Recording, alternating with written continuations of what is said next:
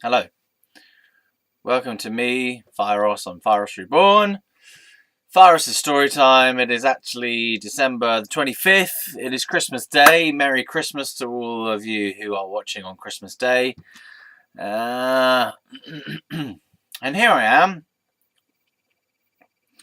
to talk about my crappy fucking life, basically. Yeah, I'm here to talk about Ward 12, which is a psychiatric ward that I spent 2.5 months in when I was the age of, well, if it was 2008, I would have been, my birthday was in 2007 in November. Oh man, come on. So I was born in 1985 November. Therefore, 2005 I would have been 20. 2006 I would have been 21.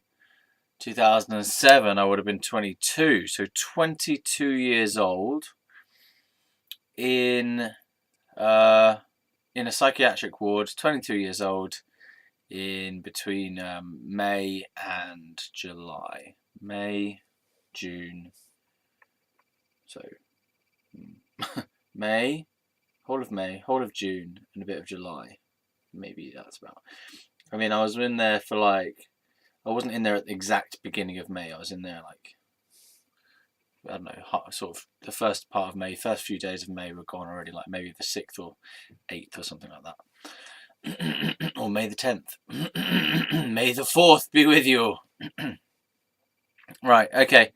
I just want to say before I move on, I'm getting kind of jaded about this channel again. Like, I don't know what to do about this channel, you know. It's such a small channel. It's got so few viewers. I feel like it's almost pointless to carry on with it. I've done this channel for ages, literally ages now. It's 5 years, and I can't seem to get a viewership. I cannot seem to get a viewership. I don't know why. I also still am not doing the things that I would need to do to gain a viewership. And I don't know what that is, why I am not pushing this out there. I've gone through little phases where I've had a small viewership, and then I've decided I don't want it anymore. So even when I do have a bit of a viewership, I found it too intense to have a viewership, even a small viewership, you know, audience, a small audience. I found it really hard to to deal with, actually. Just a few comments here and there, and nothing particularly major. But I just found engaging with other people very, very difficult.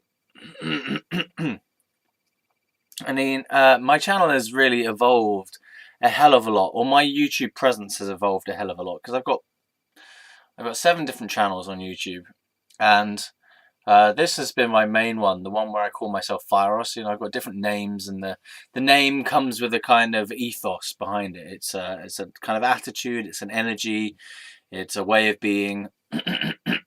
Yeah. And so Fieros has been my main one, honestly. Even before it was called Fieros Reborn, it was called Fieros Wilson.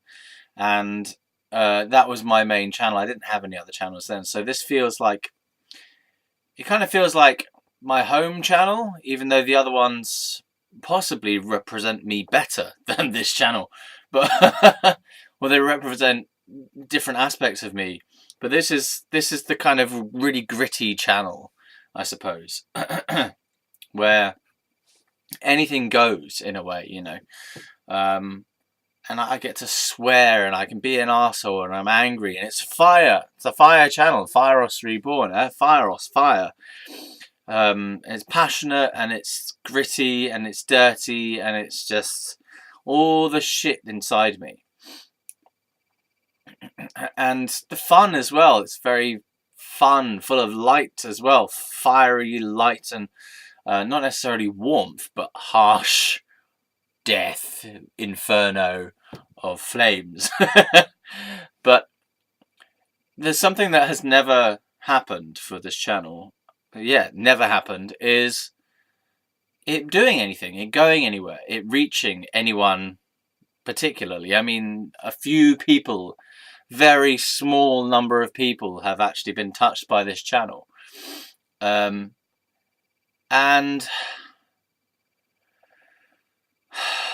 what's the point of it?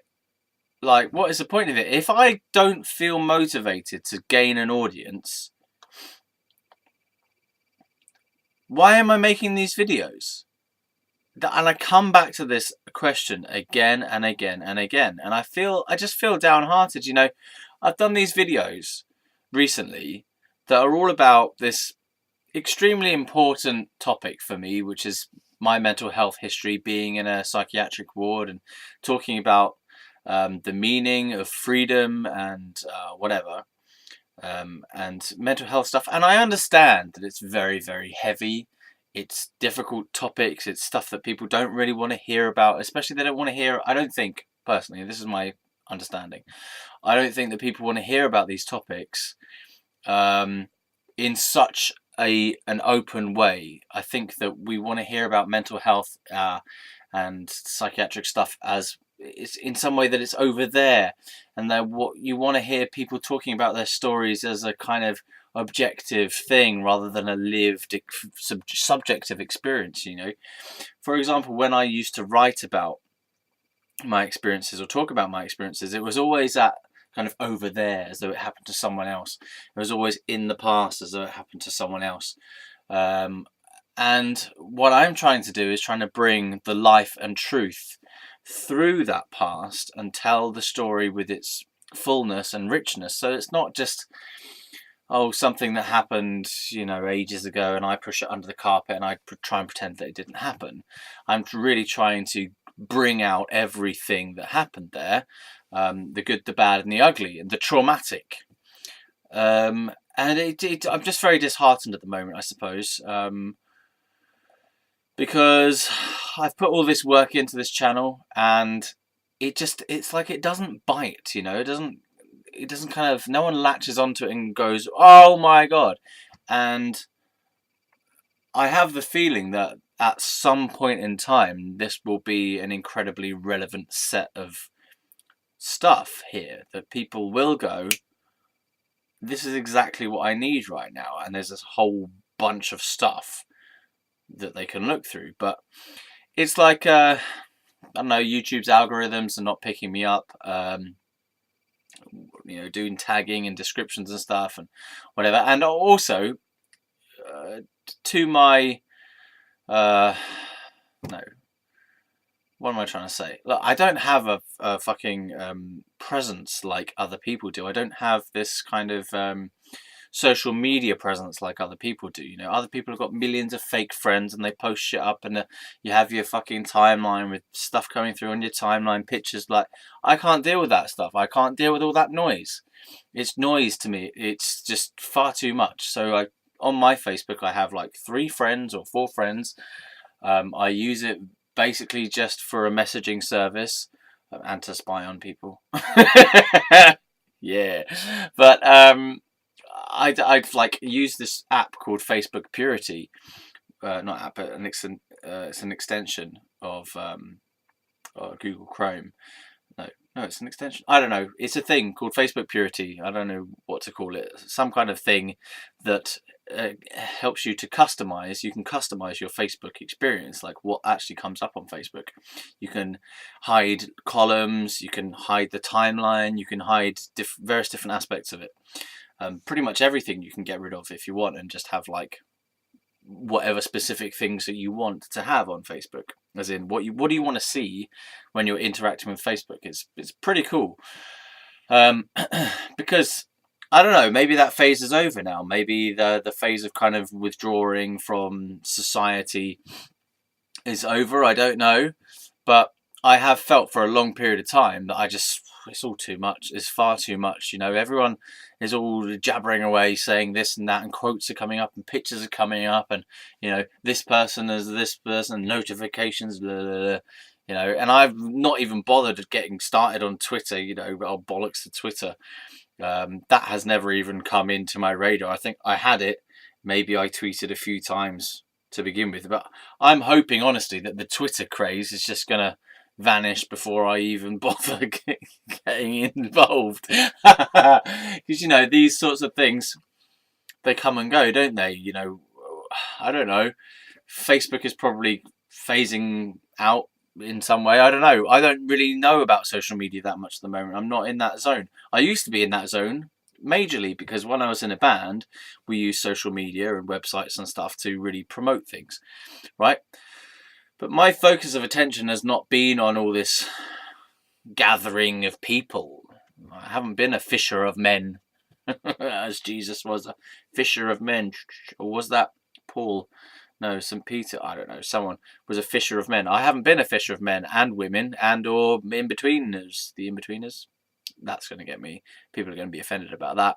Oh, well, what are you going to do? Yeah, so what I'm complaining, basically. I'm complaining about my own lack of trying, I suppose. And I don't know why I don't want to do it. It's probably because it's just too much fucking noise and too much effort. So on the one hand, I want people to receive my message and receive my content and my information, whatever. And I also want people to say, that's amazing, I love it. Oh, I love you so much. I do want that. That's honest. You know, I do want recognition. I do want reward. I want to be paid as well. I want good comments. I want people to tell me that they love me. Honestly, that is why I do this, and it doesn't happen. I don't get that. I want people to come on and say that they got loads of value out of my stuff, or I made them laugh, or I enriched their life, or something, you know, made them think or whatever. But also, another aspect of this is that people who have engaged with my channel, I seem to get very unintelligent responses occasionally as well. So this is YouTube, right? So you're at the mercy of idiots. YouTube is just full of idiots. I don't seem to be attracting over the course of time people who are of like kind of intelligent mentality. I attract nutters. Honestly, I attract nutters. Probably because I'm talking about mental health stuff. But even before I was talking about mental health stuff, it's like people are just not getting it, I think is what I'm saying here. People are just not getting it. They're not getting me.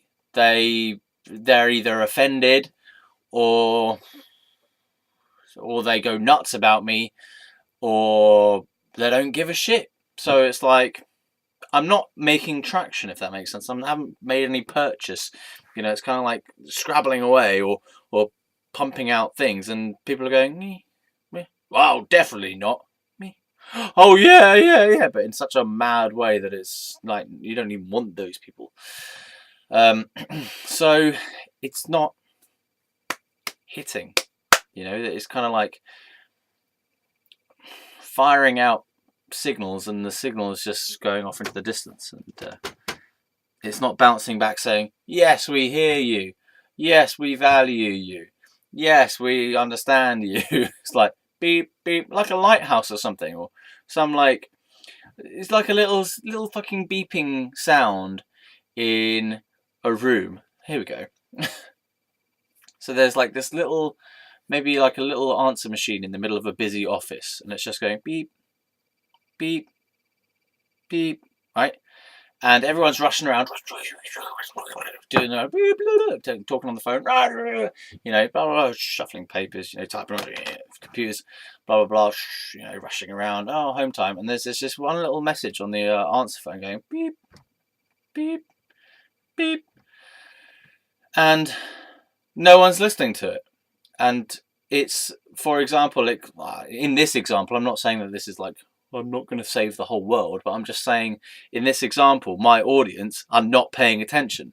And in this metaphor of this office, this busy office with the little answer machine, the message that is on the answer machine has like, I don't know, the most important message for those people in that office to help them, right? Because I'm talking about my audience. So this is the people who this message is relevant to, they're not listening.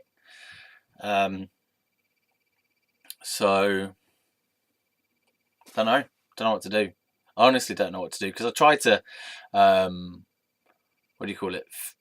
finish this channel many times, and I can't seem to stop.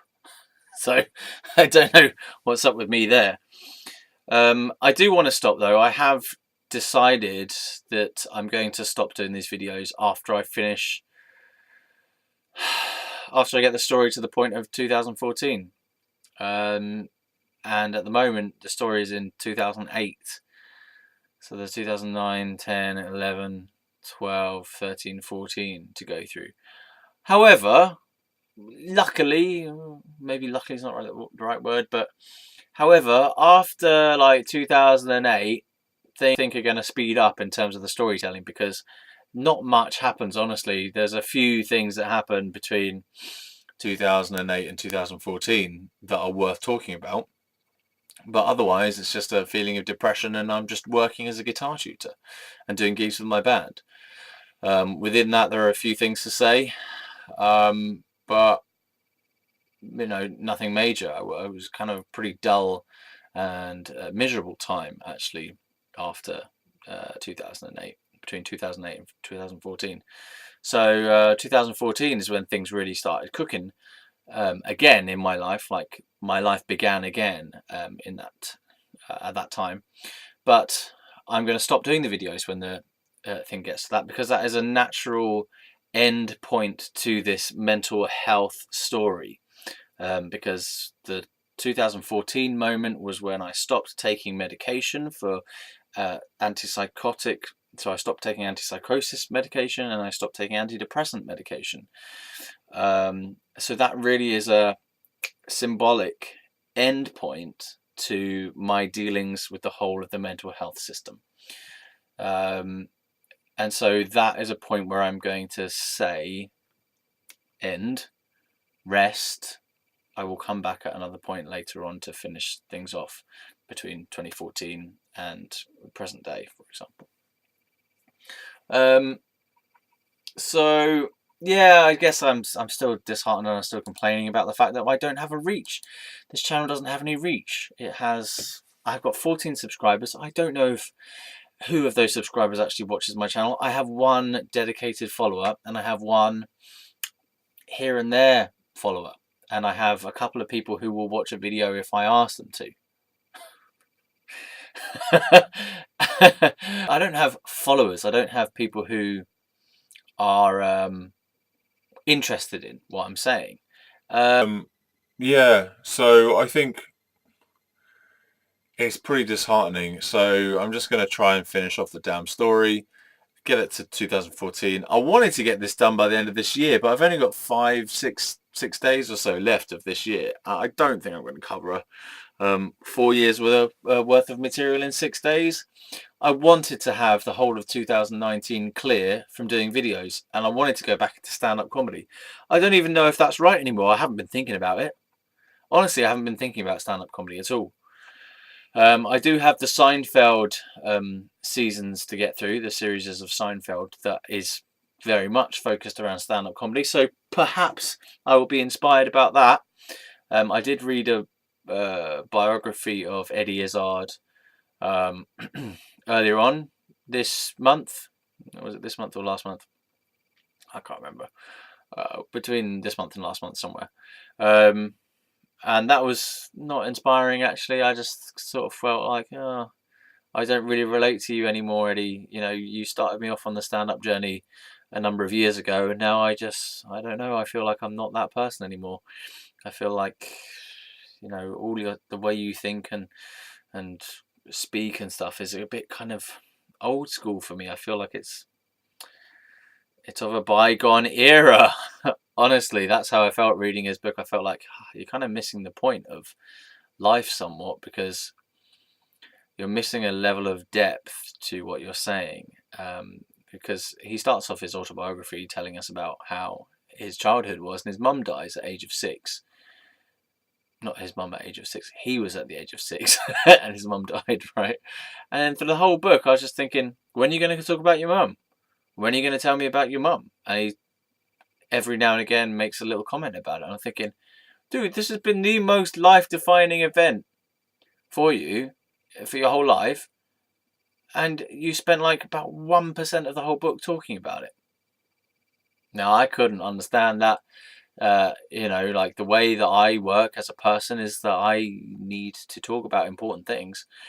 And I just felt like it's a very hollow success. Okay, he is successful, he has the money, and he's doing the jobs that he wants to do, and I also found that he's just an excessive workaholic.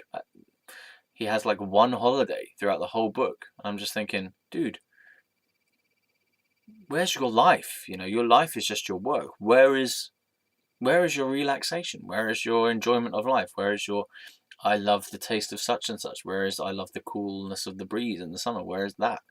You know, that kind of dimension of appreciating life seemed absent, and a dimension of emotional depth was absent. So I just kind of like, it was really cool when he was really big in the 90s, and that was awesome. I loved him, and I thought that his style was amazing, and I really liked the way he delivered his stand up, and I really resonated with him during that phase. But now I feel like there's something kind of musky about him. Musky, you know. He needs to open his mind wider for me to resonate with him and go deeper emotionally. So that wasn't really inspiring. That was kind of like, oh, do I really want to do this? You know, I'm not inspired by my original icon or role model anymore. So,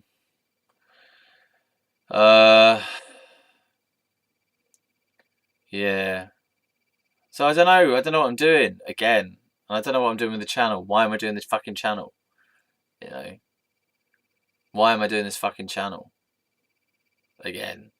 And why doesn't my life work? My life still isn't working. I'm still not working. You know, I'm still not doing any actual work. I'm not earning any actual money. So I'm having one of these moments where, what's the point of it all? I've just been working my ass off for this fucking thing, telling all these stories, and it's not hitting anyone, as in it's not making an impact. I don't want it to make an impact. Well, I want it to make an impact, but I don't want to do anything to make it have an impact, so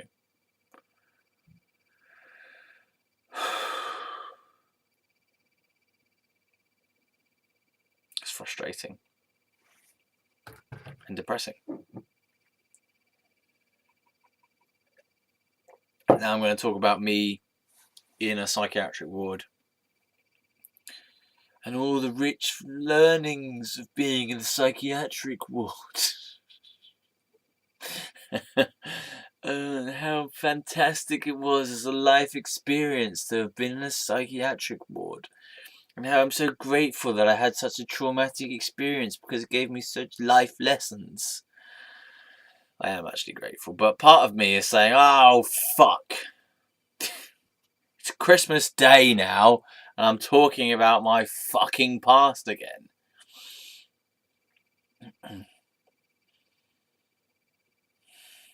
I just want it to be over. You know, I want this whole legacy of this period of my life to be over. I mean, I've written this book about it. I've done this series of videos, and still it carries on. It carries on. It carries on. It carries on. The impact of it carries on.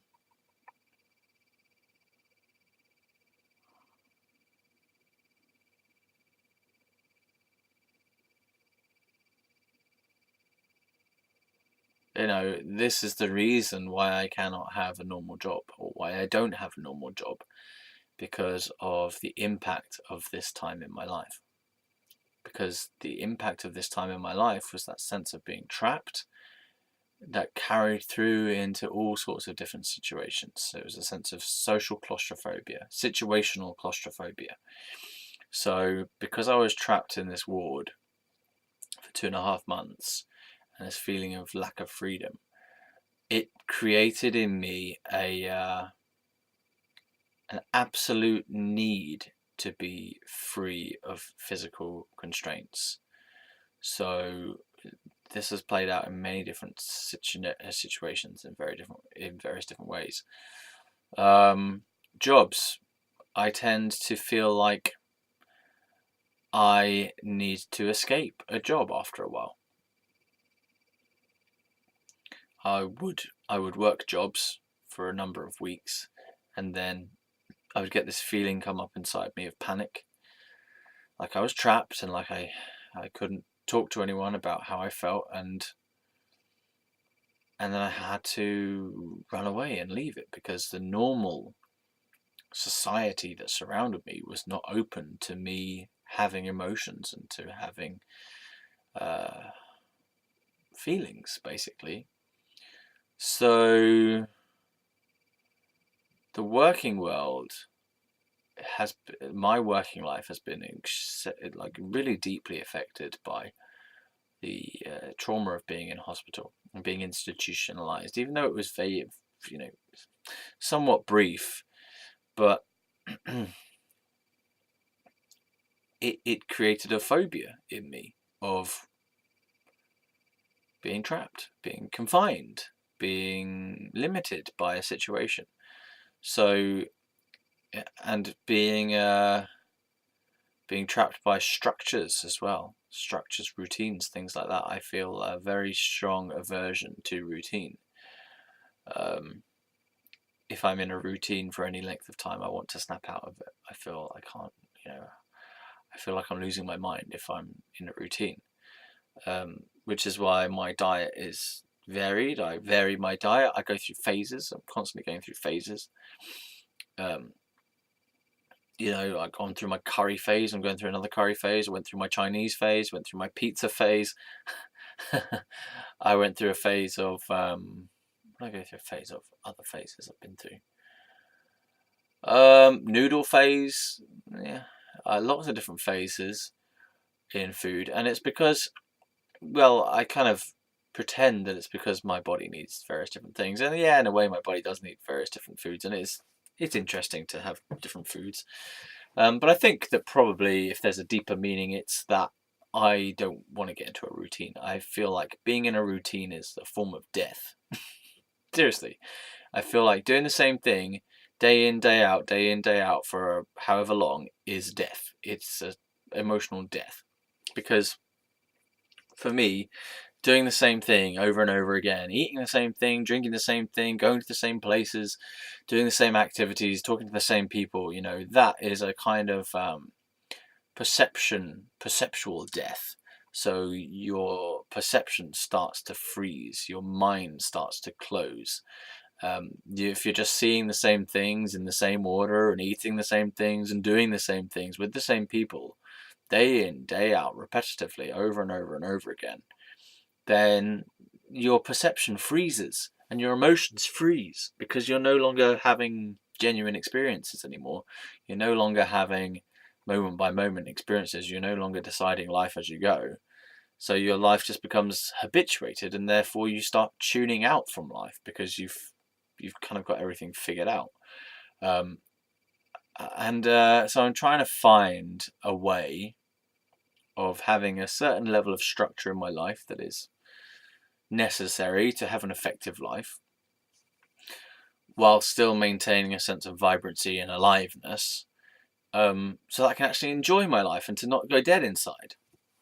Because I find myself going nuts and going dead inside if I do the same thing for too long, if I eat the same sorts of things. I mean, I don't know how my mum fucking lives. My mum does the same things every day pretty much. So, for example, whether it's going to work, things my mum does, goes to work, comes home, watches certain specific TV programs, MasterChef, Pointless, quiz game kind of things. What else does she do? Goes dancing 4 times a week. That's like so repetitive, and I honestly decide everything I do momentarily, moment by moment. So I'll go, oh, I'll do that now. Oh, I'll do that now. Oh, I really need to do that now. Oh, I need to do that now. But so what I'm saying is, like, maybe that has come from this real reluctance to be structured and to contained. I went through this whole period of time where I felt contained everywhere I went. Even once I was free from hospital, I felt trapped and I felt contained and I felt like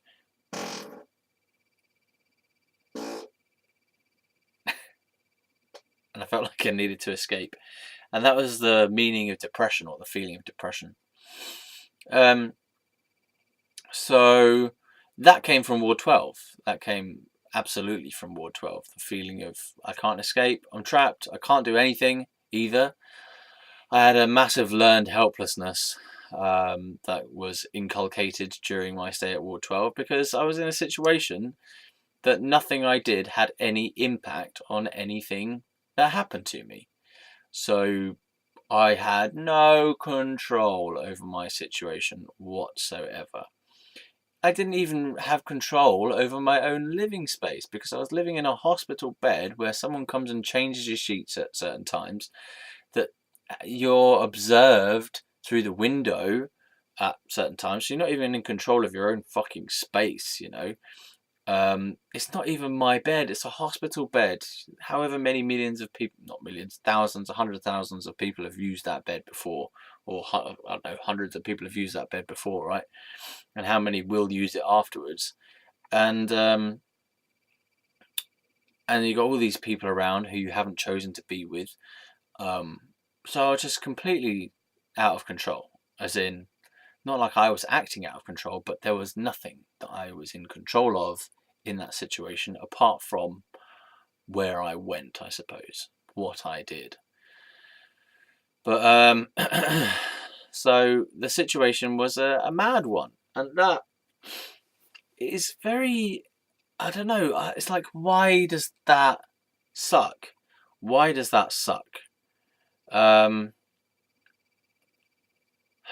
And why did that fuck me up so bad?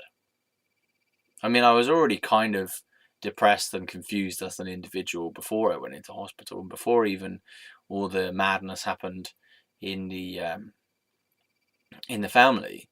Like I was kind of happy and unhappy child. So I was a angsty teenager. You know, I wrote angsty songs.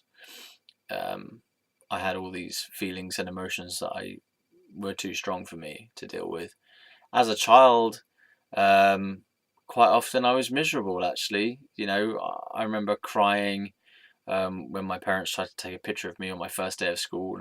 So you got a picture of me crying on my first day of school, and you got a picture of me crying again on my first day of the next school, secondary school. So I was just miserable. I was fucking miserable as a kid.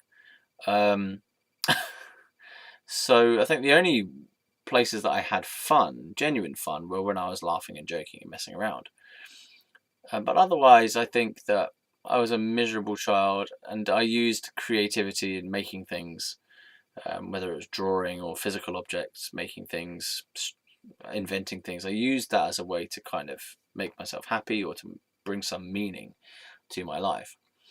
So I was a miserable fucking kid who used art and poetry and music as an expression, and also then jokes, humour as an expression to sort of deal with the feeling of misery and pain and angst and anguish that I was going through. It's hard to put a finger on why I was miserable as well. Like, don't know. Neglectful parents, maybe. Being born into a pain-filled society and being a sensitive person, and being overly sensitive to the emotions of others, maybe being emotionally sensitive to the atmosphere around me, so picking up on like emotions around me. And so there wasn't really any reason for me to be unhappy, but maybe it was the dynamic between my mum and dad that was unhappy, and I was picking up on their unhappiness, and I was feeling the overall family unhappiness. But I feel like I was miserable a lot of the time. I just had this sense of suffering and pain in the back of my mind for a lot of the time, even at primary school. Um, so there's a sense of trying to avoid and get away from this pain by doing fun things if possible. But then, there are some fun times, I suppose, in my childhood. Playing is fun. but mostly actually when I'm outside of the house away from my parents. So maybe it was that I was picking up on my parents' unhappiness, and that's why I was miserable in the house. I mean, I don't really remember being miserable at school. I remember being miserable at home. That's a good distinction to make. I was quite happy at school, having fun at school, but you come home and I'm miserable and I'm angsty and I feel alone and confused and neglected and bored and in dissatisfaction, in suffering. So I feel like I'm alone and it's lonely at home and I'm isolated and I don't want to do things like I don't want to go out to this place or that place when we're going to the apple farm or to the allotment or to so and so's house or wherever. I just didn't want to do anything and I was miserable. I was fucking depressed as a kid. I didn't want to go to Cubs after a while, you know. I didn't want to do the piano practice. Didn't want to go to my lesson. I was just miserable. I didn't want to fucking do anything. And I was in pain. I wasn't really a happy kid. I might have acted happy, and I was happy. I was probably happy up until the age of about 5, and then school came in, and I wasn't allowed to stay at home on my birthday at school, and that was like, oh, that was the worst thing ever. And when that happened, I realised my life was over. Honestly, I think that was the moment that my unhappiness dawned, because before that everything was okay. It was a bit of a sort of happy fuzzy blur, and then when I realised that I couldn't go home, or I had to go to school on my birthday, I was like, no, this is all wrong. This whole thing is wrong. You know, this is fucked. So I'm 5 years old. It's my birthday, and I have to go to school. That's the end. That is the end. The end has started. The end is nigh. Life, pain begins here. Life is over. It's ruined, and that continued on. I think.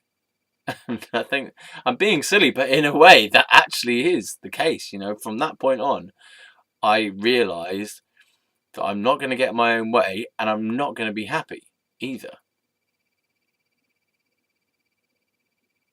That society and the world and the structures of society and the school system and then the work system later on is all bigger than me and stronger than me and more important than me, and I don't have a say, and I cannot control anything, and I cannot have an influence, and I do not decide anything, and the things that I do decide may not work.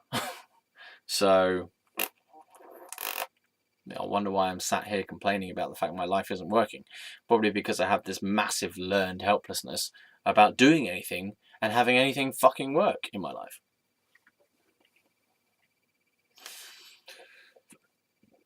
But bollocks! Why am I angry? It's Christmas Day. I'm angry. Oh, I haven't been angry in ages. Why am I angry? I'm not normally angry. Well, I was normally angry, but I'm not normally angry anymore.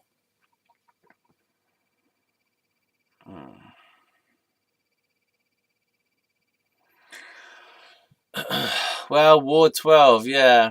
So, I think, like, I got happier as I got older. And I am getting happier as I get older, but I'm going through a real period at the moment where I'm feeling a bit like shit. Like, my stomach is fat, and that's not happy. My stomach is really not happy. My bowels are not happy, and that is actually affecting my emotional state. My happiness is low at the moment. And my mind is blurry as well. My mind is all fuzzy. And this is because of the smoking. It's not from anything else. It's just, it feels like the feeling of smoke and tar in my system. And my bowels feel like emotion that's just been stored up for years and stuffed down by smoking.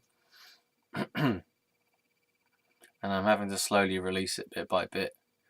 by doing videos and stuff and whatever.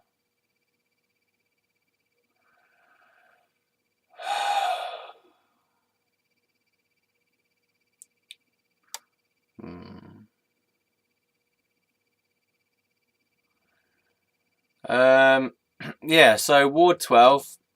I was in Ward 12. I want to talk about this random thing that happened. So soon after I started taking this antipsychotic medication, I went through this very unsettling experience. A really, really unsettling experience.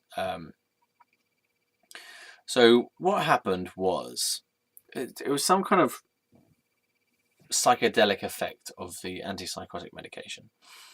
A psychedelic, I mean like just mind altering. I didn't start seeing colors and things like that, but I'll describe what happened. So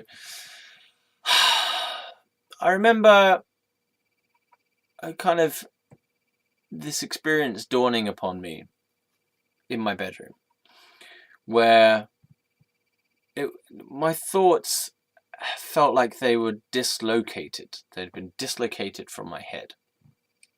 And my thoughts were like attached to my brain by this piece of string. And it was being dragged around the room. My train of thought, my thoughts were being dragged around the room. My consciousness was being dragged around the room by this piece of string. Not a literal piece of string, but like a kind of psychic piece of string, right? And it was all like going everywhere, swirling around different things, and so I couldn't focus on anything, right?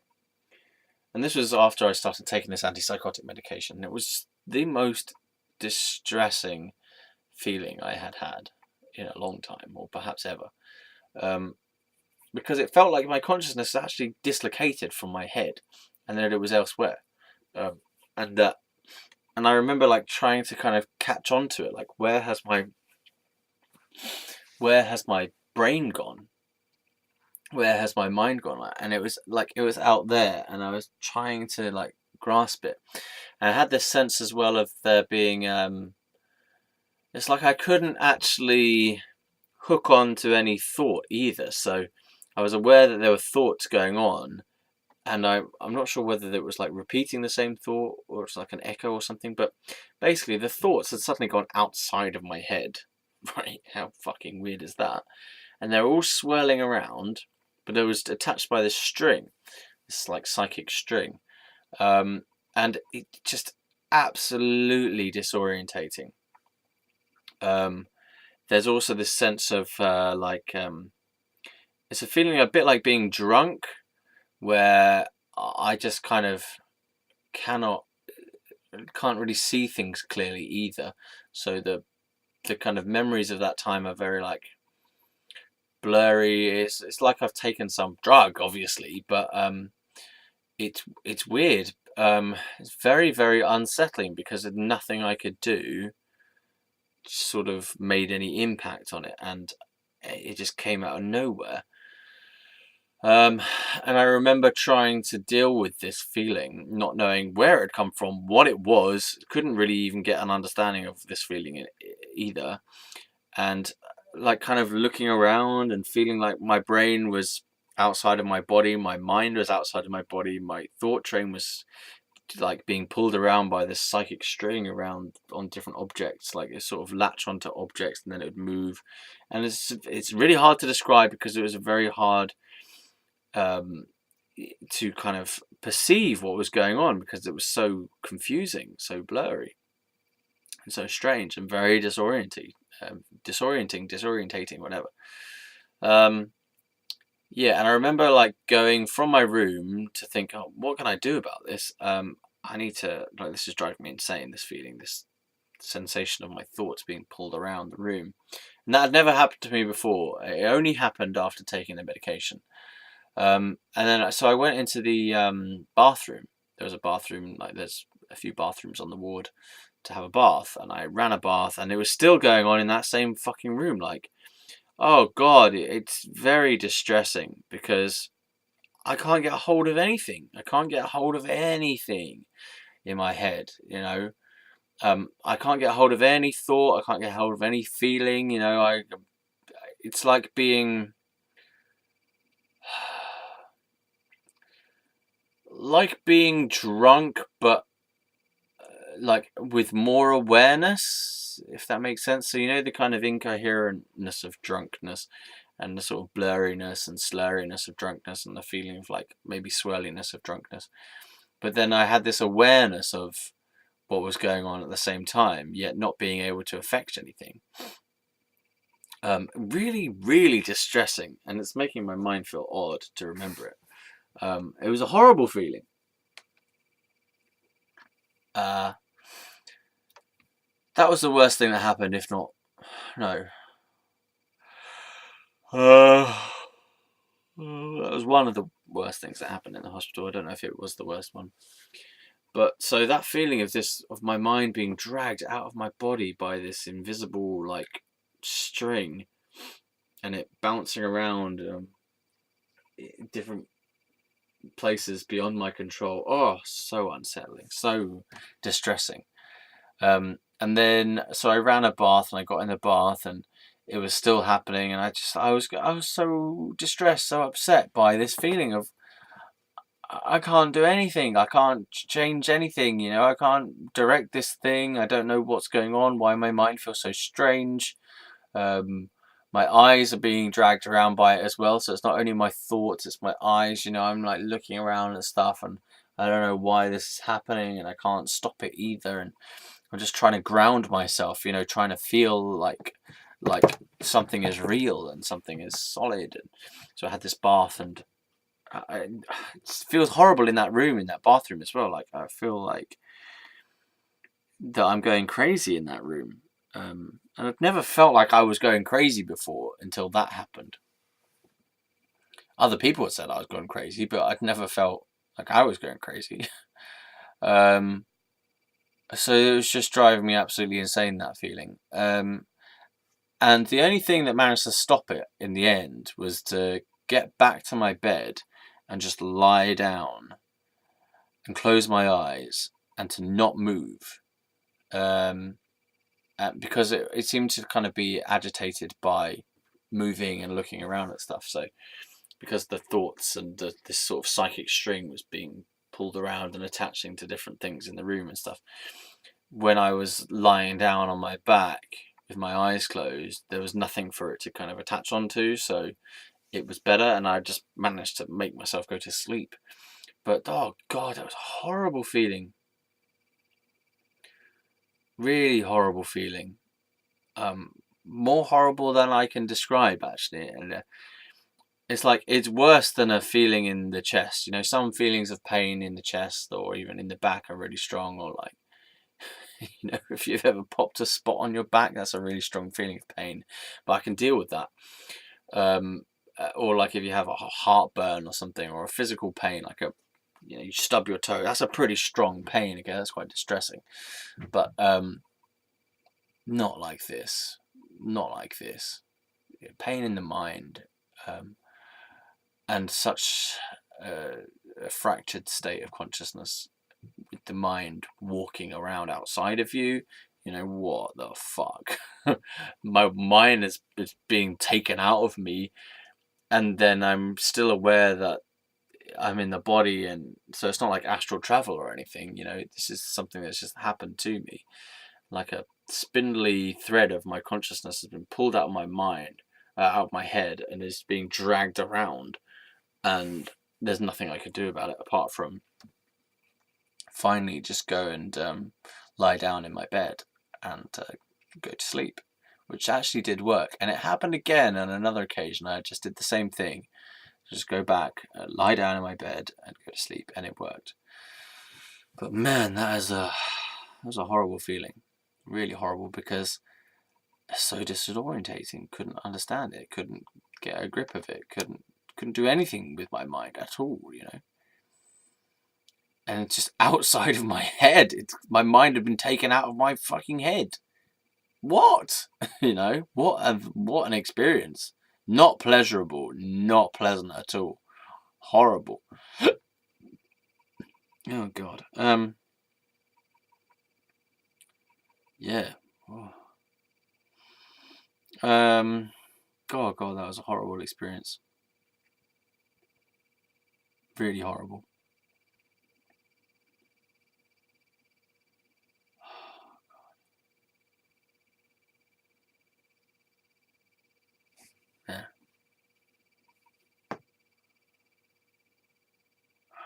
So hospital, although I say it like gave me all these learnings and stuff, the more I'm thinking about it as I go through it, it's a fucking horrible place. Horrible place. Maybe I presented it to myself as being a good place in my mind, as a way to deal with the horribleness, as a way to kind of keep the horribleness at bay in my memory.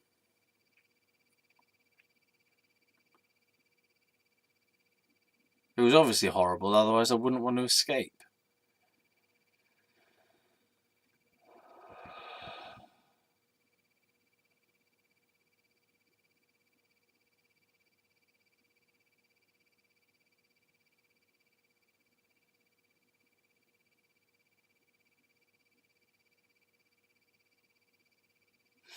Also, I realise I haven't really spoken about the symptoms of my psychosis that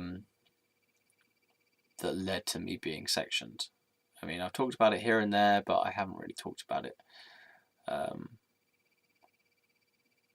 feel like that's something else I need to talk about. I still feel like I need to talk more about fucking Charlie. And not so much Andrea anymore. I feel like I've covered Andrea. America as well. I feel like I need to cover a bit more about America. Just because there's still stuff in there to say, and it's like I need to say the same things as well. I need to tell the same stories. I need to tell the story about Francie again, and about being in the hostel, and about talking with Joey, and about talking with Anthony, and about talking with that Robert guy. Sucks. I feel really fucking painful in my head. A damn pain from my brain being sucked out of my head and being pulled around on a string. Ugh.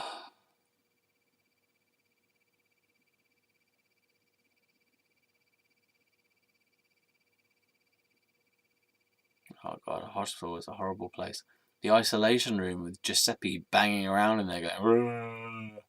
Then you got this guy whose name is Gavin, and he says to me later on in the hospital that he's a paranoid schizophrenic, and all he's doing is shouting, "Ward 10, Ward 10, sister, sister, Ward 10, he's a bad man, sister." And it's like really fucking loud, okay? Like this is not nowhere near as loud as he was doing it. So constant chaos and noise. There's a woman who she overturns a table randomly and shrieks. She just goes and just overturns a big table, like a table that can fit 4 to 6 people around it. She just turns it over like because I don't know, someone says something weird to her and she just freaks out. Yeah, so constant chaos. There's this guy in there who like he can play the piano really well, but he's in there because he's got some kind of mental health problem. And I spent some time talking to him, and then he says, "Oh yeah, well maybe I will reveal my pain to you then." Oh, okay, I'll reveal my pain. And then he tells me this story about how he's got arrested because he was going to beat someone up with a sledgehammer, and that's why he's got arrested, because he believed there was some kind of conspiracy against him or whatever, and that he was going to go and get a sledgehammer out of the back of his car and beat someone over the head with it, but he didn't manage to do that because he got arrested. Yeah, so really fucked up place to be. Yeah. And so this guy is telling me the story in the ward, in one of these like quiet rooms. There's the TV in there, and I'm thinking, oh my god, you are absolutely insane. And also, I'm fucking scared of you now. And how come you can play the piano really well, yet you're an absolute mad person? Oh god, it's a horrible place in there. Mark, the tall guy, the fat guy with the cauliflower ears, he was insane. He was doing his messianic computations about how he's going to save the world in his dormitory room, and I went to see him, and he was writing on this piece of paper and coming up with these maniacal ideas about how he was going to save the world, and doing all these calculations, and had written them all down, and it was telling me about these. It kept going on about resources. And, I can't remember exactly what he said, but he doing equations, deep mathematics, yeah, equations, and resources. And then with a mad glint in his eye, going like, "Yeah, it's gonna work, man. I'm the fucking Messiah." Ding, ding, ding. Boo, boo. Is anyone in there? Hello. But yeah, so he was doing that, and then he randomly drew on the walls, on one particular wall, in the corridor, sorry, because, and I asked him, "Why did you do that?" I can't even remember what he wrote, but it was in big letters with a crayon. I can't remember what he wrote at all, and he said he was doing cosmic ordering. So it was madness, absolute madness. I'm laughing at it now, but it's fucking messed up, man. It's really messed up. That Mark guy, he was like resting on a sofa at one point, just like staring into space, looking at his feet, and I came up to him and I said, "What are you doing, man?" He's like, "Oh, I'm zenning out, or I'm zenning in, zenning out. I think I'm zenning out." And then I tried to ask him about his parents or something, or his past, and he said he didn't want to talk about it. So everyone in there's really messed up. And then you got that guy Giuseppe, who's loud and dribbles and writhes around on the floor, and he was like in a starfish shape, writhing around on the floor and roaring. He just used a roar,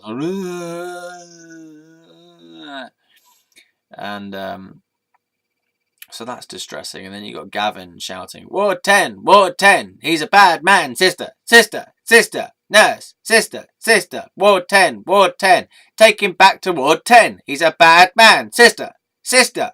And that would go on and on and on. Then it'd be quiet for a few moments. Then it'd be like, "Sister, Ward 10, he's a bad man, sister.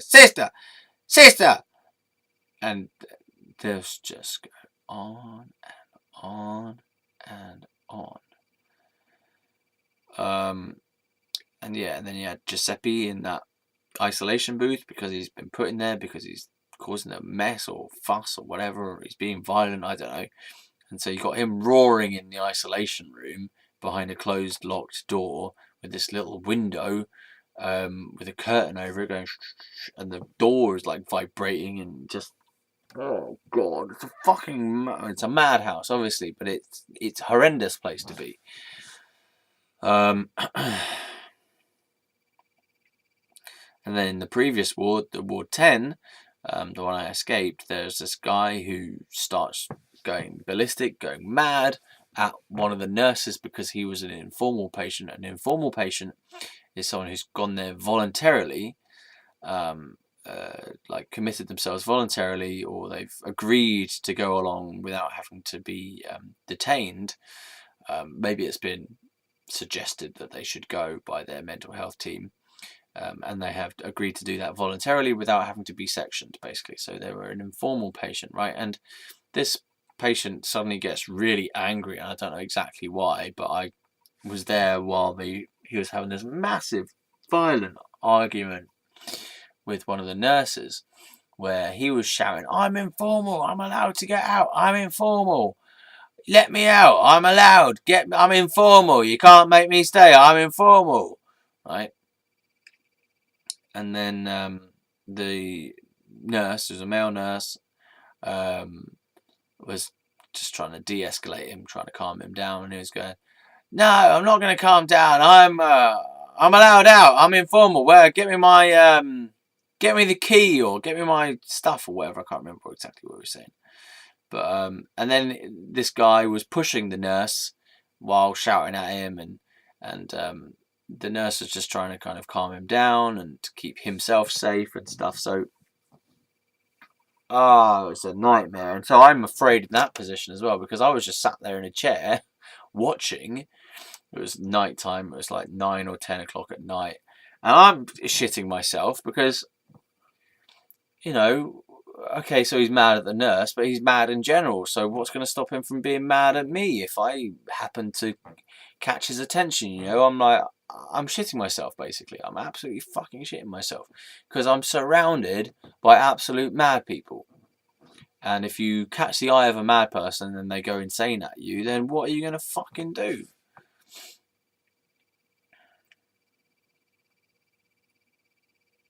You know, hospital was a fucking scary place, distressing place, depressing place, disempowering place,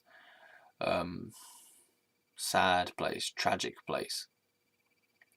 There are these comedic moments, but I think I've upped those comedic moments to try and overcome the trauma of it all. Really, massive boundary violations on my privacy, on my physical freedom of movement. You know, being trapped in a hostel to me is a boundary violation anyway. That I'm not free, so that's a violation of my human rights in my feeling. A horrible place to be.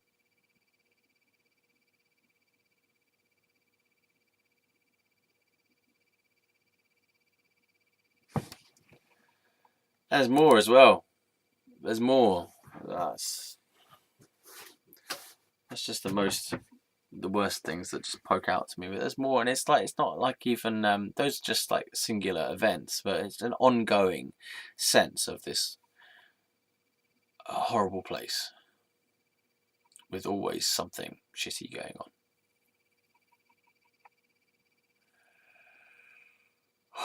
Okay, well, it's an hour up. I feel like shit now. I'm gonna go and put my brain somewhere and try and suck it out of my head again. I feel like shit. Merry Christmas.